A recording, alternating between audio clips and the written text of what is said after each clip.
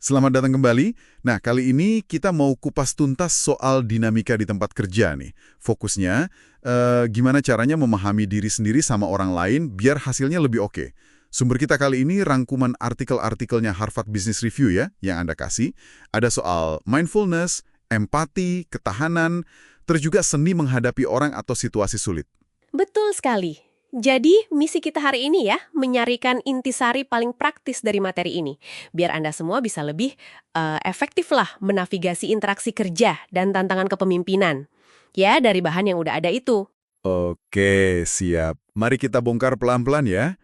Kayaknya kita semua pernah deh ya, ngerasa kayak kejebak gitu dalam salah paham atau konflik di kantor yang rasanya, aduh, buntu banget.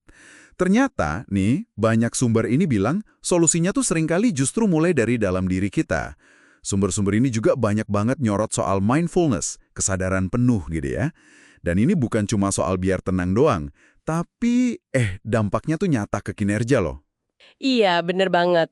Ada studi menarik tuh soal musisi simfoni yang udah mulai jenuh. Performa mereka malah naik pas latihan mindfulness. Nggak cuma itu, kreativitas juga bisa kedorong. Contohnya kayak kasus lem 3M itu loh, yang awalnya dianggap gagal, malah jadi sukses. Kenapa? Ya karena ada sudut pandang baru yang muncul dari pendekatan yang lebih mindful ini. Intinya sih, ini soal kita jadi lebih jernih ngelihat pola pikir sama perasaan diri sendiri. Lebih objektif gitu. Ini kedengerannya fundamental banget ya. Apa ini ada hubungannya sama yang sering disebut authentic leadership itu? Nah, tepat sekali. Mindfulness itu bisa dibilang fondasinya authentic leadership. Maksudnya, kemampuan mimpin dari nilai-nilai asli kita, tapi juga sadar penuh sama kekuatan kita, dan, nah ini penting, sama blind spot kita. Titik buta gitu. Kisah Dave Pottruck, itu CEO yang kaget banget dibilang egois padahal nggak sadar, itu contoh bagus banget soal pentingnya kesadaran diri ini. Tanpa itu, ya susah buat mimpin atau bahkan sekedar interaksi efektif. Oke, jadi setelah kita lebih sadar diri nih, langkah berikutnya kan memahami orang lain ya. Disinilah peran empati masuk kan. Sumber Anda nggak baginya jadi 3 ya kalau nggak salah. Kognitif, emosional, sama empathic concern. Nah, ini nih bagian yang menurut saya, wah menarik banget dan mungkin agak bikin kaget ya. Ada semacam paradoks gitu soal empati ini. Risetnya Dacher Keltner nunjukin justru orang yang punya kuasa, cenderung turun empatinya. Terus, yang lebih bikin kaget lagi, ada riset Rutan dan kawan-kawan. Mereka nemuin kalau orang yang dulu pernah ngalamin kesulitan, misalnya dibully atau kena PHK, malah bisa jadi kurang berempati loh sama orang lain yang ngalamin hal serupa sekarang. Loh, kok bisa gitu? Itu kan bener-bener kebalikan dari yang kita pikir ya. Kenapa ya kira-kira? Apa karena mereka mikir, saya aja bisa lewat, masa kamu nggak bisa? Gitu kali ya? Bisa jadi itu salah satu faktornya ya. Atau mungkin juga mereka udah lupa aja gitu betapa susahnya situasi itu dulu. Intinya sih kita perlu hati-hati banget sama bias-bias kayak gini pas nyoba mahamin orang lain. Jangan langsung asumsi empati kita itu udah pas, atau pengalaman lalu otomatis bikin kita lebih empatik. Belum tentu. Oke. Ini catatan penting nih. Nah, terus gimana dong dengan situasi sulit yang ya pasti ada aja kan, hadapin kolega yang nyebelin atau pas ada konflik gitu. Di sini peran ketahanan atau resilience jadi penting kan? Betul, dan salah satu cara buat bangun ketahanan itu, ya pakai lensa yang disaranin Tony Schwartz. Coba deh, lihat situasi sulit pakai 3 kacamata ini. Pertama, lensa optimisme realistis. Pisahin mana fakta, mana asumsi atau cerita yang kita bikin sendiri di kepala. Kedua, lensa terbalik. Coba deh, iseng pikirin dari sudut pandang orang itu. Kira-kira apa ya motif dia?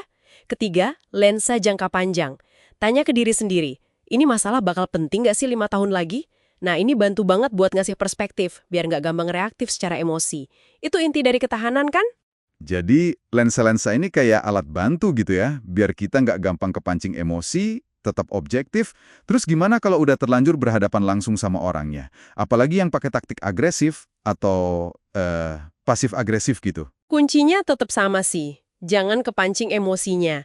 Coba aja identifikasi taktik yang dia pakai, tapi ngomongnya terbuka dan netral. Misalnya bilang, maaf, kayaknya kita agak geser nih dari topik awal ya. Biasanya cara gitu bikin mereka jadi nggak nyaman nerusin taktiknya. Fokus saja ke substansi masalahnya, jangan ke cara ngomongnya dia yang mungkin negatif. Kalau perlu ya catat fakta-fakta spesifik. Ingat, fakta ya, bukan opini kita. Biar jadi dasar diskusi. Oke, baiklah. Jadi intinya ini perpaduannya antara kesadaran diri, usaha memahami orang lain, plus bias-biasnya, strategi hadapi konflik, dan bangun ketahanan pakai perspektif. Ada lagi nggak temuan kunci dari sumber-sumber ini yang perlu kita ingat? Ada satu lagi yang menurut saya kuat banget pesannya. Dari risetnya Teresa Amabile, soal kekuatan small wins. Kemajuan-kemajuan kecil gitu.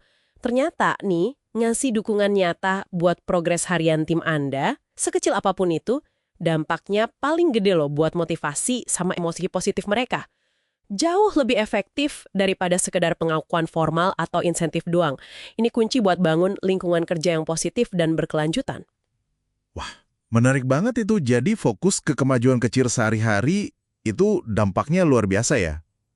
Oke, kita udah kupas lumayan banyak nih hari ini. Mulai dari pentingnya sadar diri, terus paradoks empati yang agak mengejutkan tadi ya, cara cerdas hadapi konflik, pakai lensa beda buat bangun ketahanan, dan terakhir, kekuatan dari kemajuan kecil.